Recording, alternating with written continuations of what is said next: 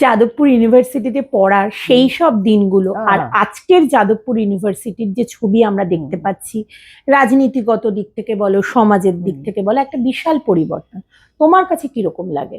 আমি এই মুহূর্তের যে সত্যিকারের বাস্তব ছবিটা আমি জানি না, এই জন্যে যে শুধু খবরের কাগজ পড়ে একটা যাদবপুর ইউনিভার্সিটির ছেলে মেয়েদের এবং শিক্ষকদের একটা একতরফা বিচার করা যায় না। আমি যখন ছিলাম সে কথা বলতে পারি, আমাদের যাদবপুরে আমরা we had best of professors possible কম্পারেটিভে।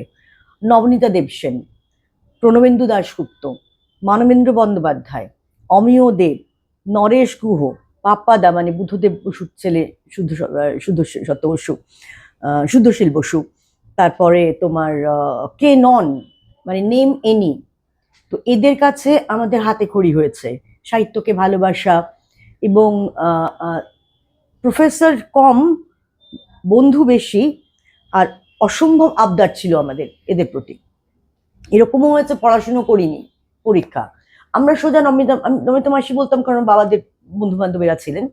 Pranabendu দা, তার বাড়ি মানবেন্দ্র বাবু, তার বাড়ির মাঝরাত্রে পোস্টার লাগাতে গেছি নাটকে, চলে গেছি 12:30 সময়, স্যার কফি করে খাওয়ান, দিব 4টে অব্দি আড্ডা হচ্ছে। তো এই যে একটা মুক্ত মনে র্যাডিক্যাল হিউম্যানিস্ট একটা আবহে আমরা বড় হয়েছি, সেইটা আমাকে ভীষণ, আমার মনে হয় যাদবপুরের এখনকার রাজনীতি যাই হোক, ছেলেমেয়েরা আমি জানি না, মাঝে মাঝে তো তারুণ্যের উৎসাহ একটু বেশি করে ফেলে, কিন্তু তাহলেও যাদবপুরের যে মেটাল সেটা এত সহজে নষ্ট হয়ে ঝরে যেতে পারে না।